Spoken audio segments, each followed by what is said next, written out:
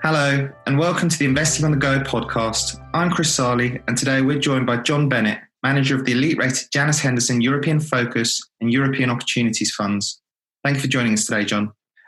You've said before that you're excited when economies go into recessions because you get bargains. How excited are you in this scenario, and does the threat of depression temper that optimism?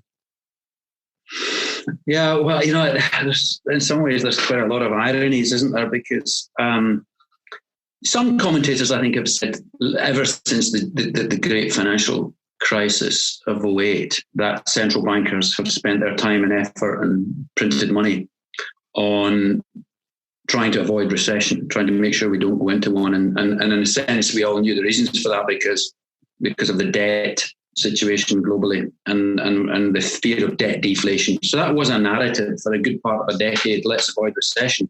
One narrative. And along comes this.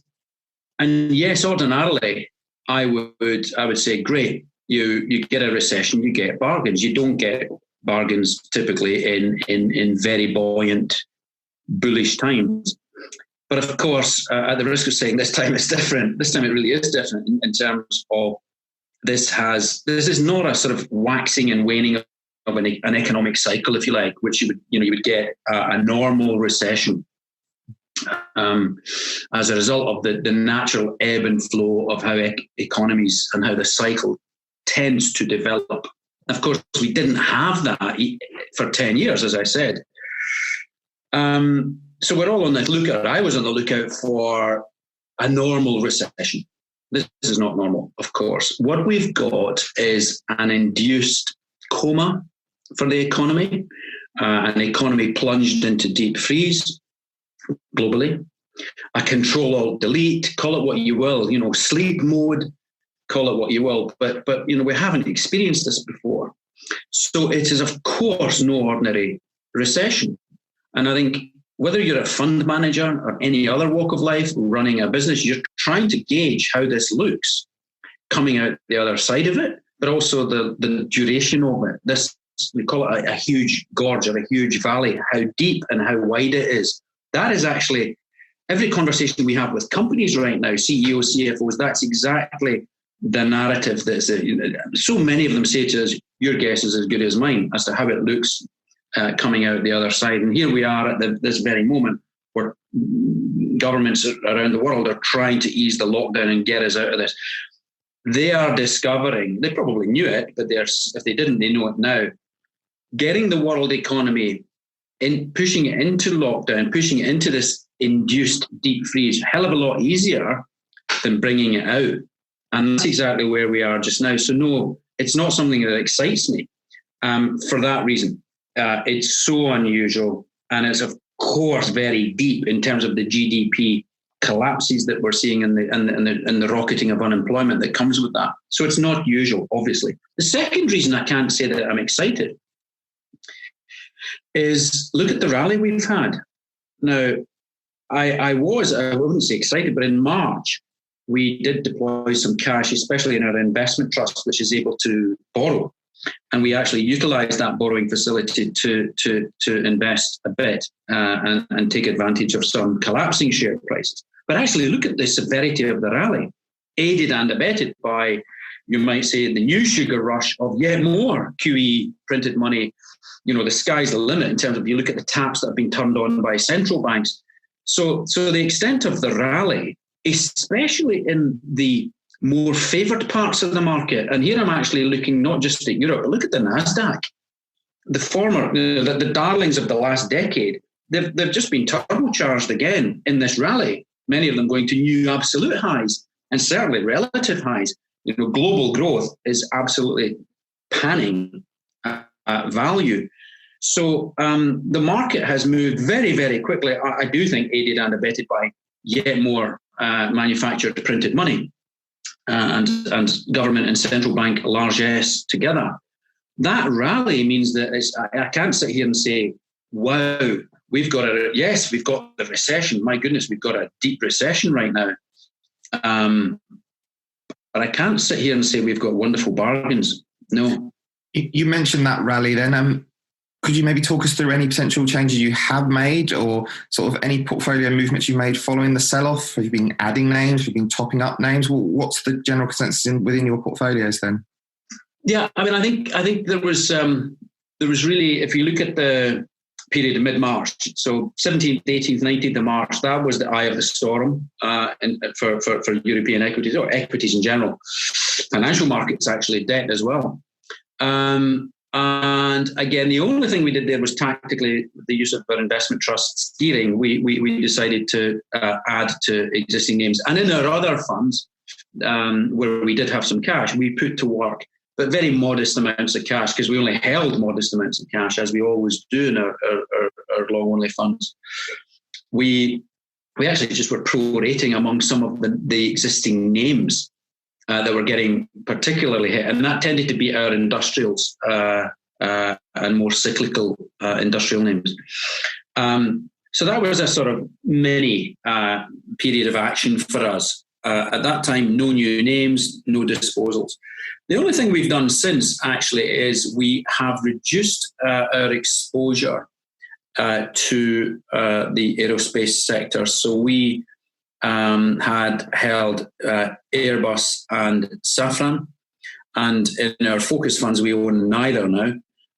In our bigger, more diversified funds, we still own a bit of Safran, but we have sold out of Airbus, and that reflects our belief that that is an industry that will take longer to come out of this. I think some industries will come out seriously impaired. Now, I'm not really talking about Airbus necessarily here, but more, we can come on to it, but more at the retail, hospitality, leisure side. Seriously impaired. You're already seeing companies go under. They're not going to make it. Many companies are not going to make it. They're not going to come out of this at all. And you're already seeing that with bankruptcies in, coffee chains, fast food chains, retail, apparel retail, for example. They were already very weakened business models, in my opinion, for many of them going into that in my view makes sure they're not coming out of it, or if they are, in a much shrunken state. Aerospace is not there, and aerospace is, of course, strategically important to governments and to economies, etc. So I would never put it in that category. But I do think it'll take longer for it to come out, and you may see quite a lot of job losses as well in parts of that industry. The other reason to take our leave of Airbus was we wanted to make room for one new purchase, and we've only made one new purchase since this whole situation began. And that is a company we've long admired its business model. We've long admired the management. It's a Danish listed company called DSV. In basically logistics. So people think of it as freight forwarding. It's much more than that. It's all about software, logistics, managing freight globally. As governments, all of us try to get economies up on their feet.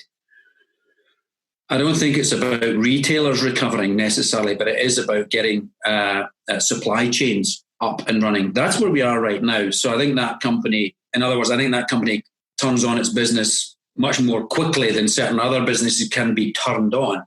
Much more importantly than that we've long admired it, as I was saying, but we felt the valuation was always a bit too rich for us.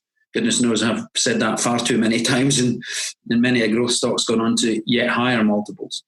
But this collapse in equities, the situation that we have, it provided an opportunity for us to bring something into the portfolios, again, that we've long admired at a price that suits us, because we always felt it was a bit rich. I just wanted to swing back slightly to the sectors you feel particularly suffer. We talked about hospitality, travel and leisure. Do you think it'll just take a lot longer for those companies to recover?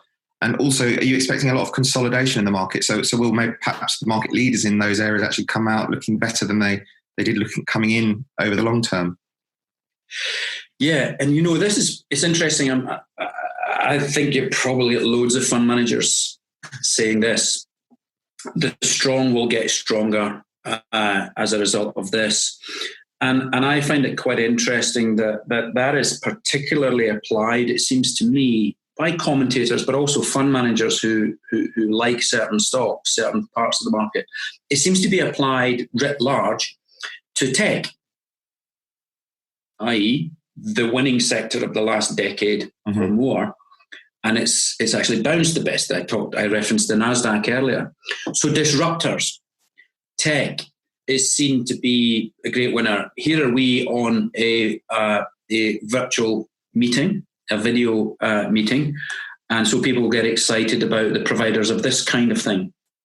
People will get excited about the Microsofts of the world, the Googles of the world. In other words, the digital disruption. Somebody said recently, 2 years of digital disruption has been compressed into 2 months, these 2 months.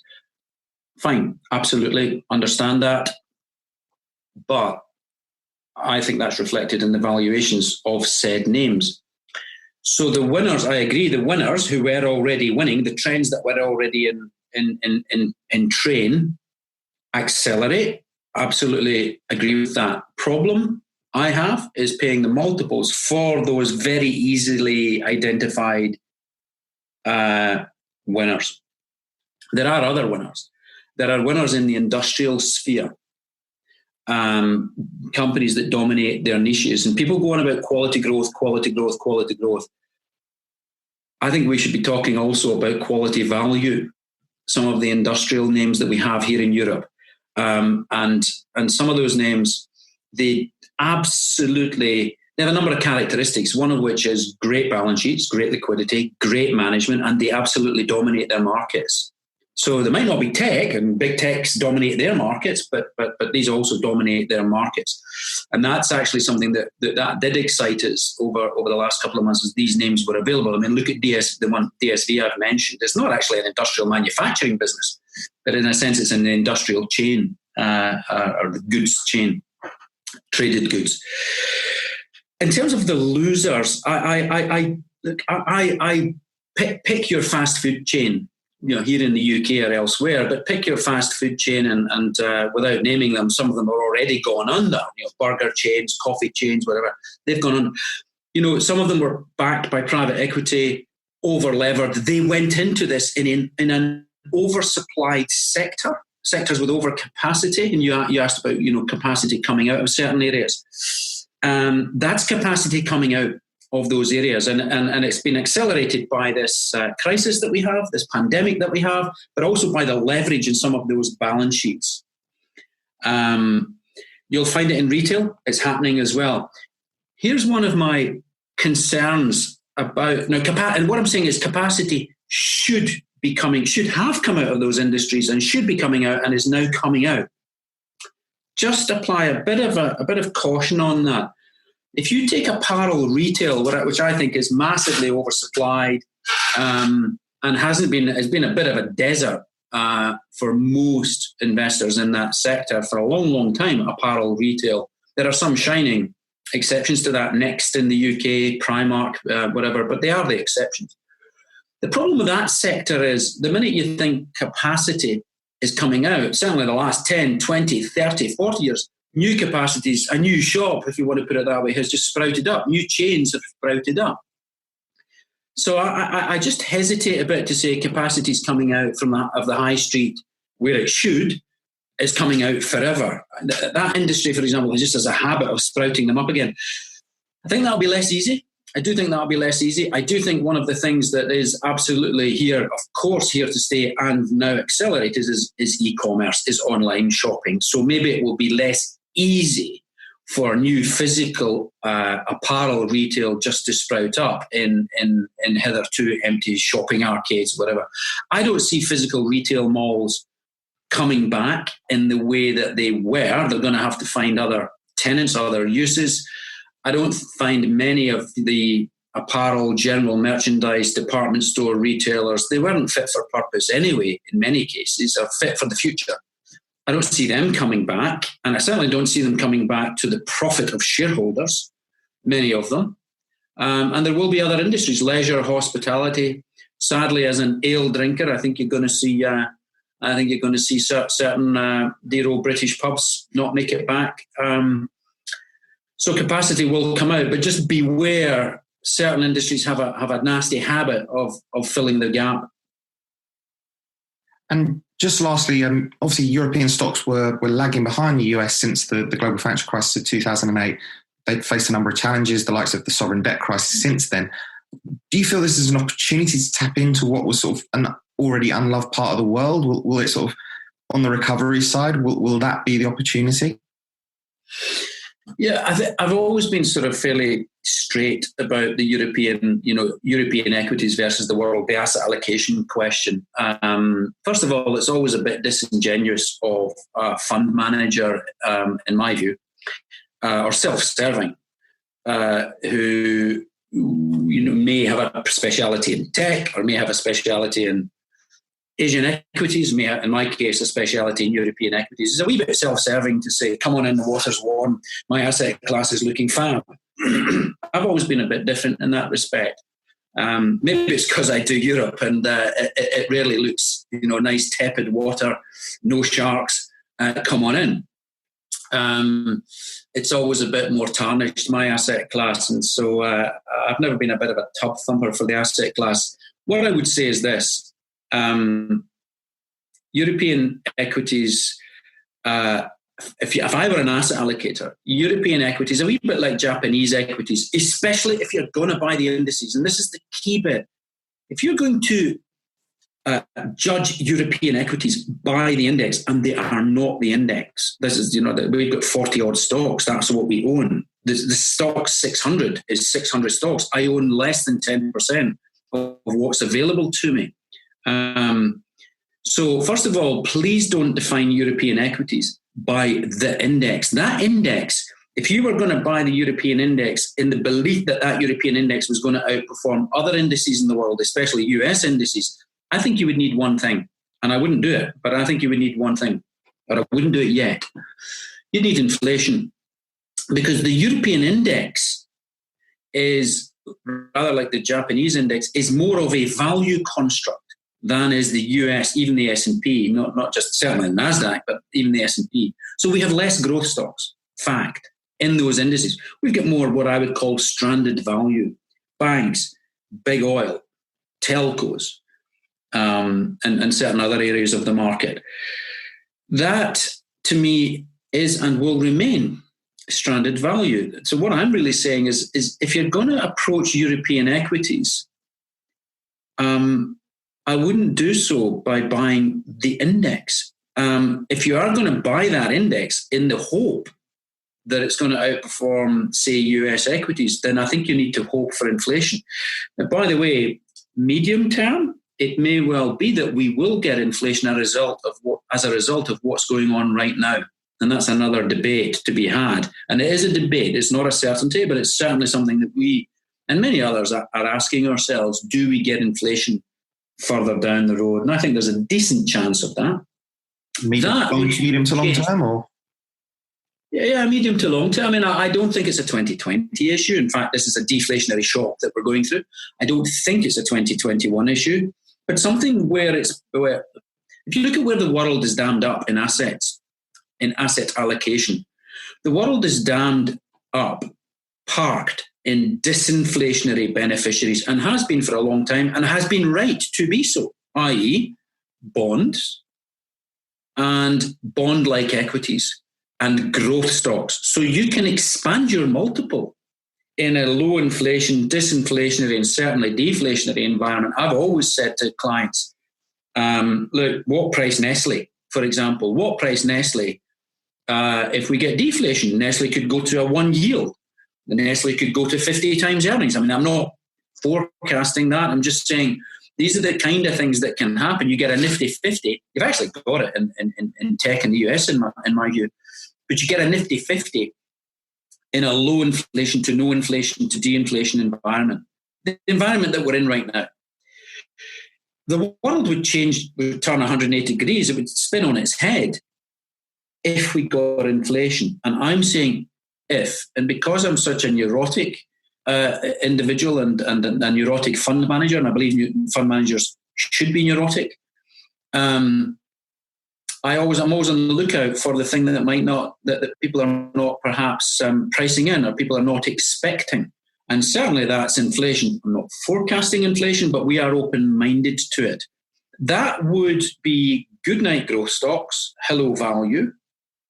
And it would not be goodnight growth stocks, hello value in the same way that we've seen for 12 years, which is, as some people love to say, stay in growth, holiday in value. I.e. you get a 1 month, 2 month, 3 month straw fire where you get value flaring up, outperforming. And these days it's been 1 week and 2 weeks. I mean, yesterday you had a value momentum, mean reversion day, but it's a day. And normal business is resumed and it goes back to growth stocks and tech, big tech, the NASDAQ just pounding away. That probably continues if you don't get inflation. So what I think that what we are doing, and I think what investors should do, is I think is stay away from the mightily priced perceived darlings and winners. And you can actually be in Europe. You can be in Europe and be in quality value. That does not mean banks. It doesn't mean telco. It doesn't mean big oil. It doesn't mean washed up industrials, that don't have a great future. It doesn't mean autos necessarily. The sort of poster child sectors of value. You can own quality value. John, thank you very much for spending time with us today. Thank you. And if you'd like to learn more about the Janus Henderson European Focus and European Opportunities Funds, please visit FundCalibre.com. And while you're there, remember to subscribe to the Investing on the Go podcast. Please note that these are unprecedented times and markets can react very quickly to news. The views expressed are at the time of recording and could change. And remember, we've been discussing individual stocks to bring investing to life for you.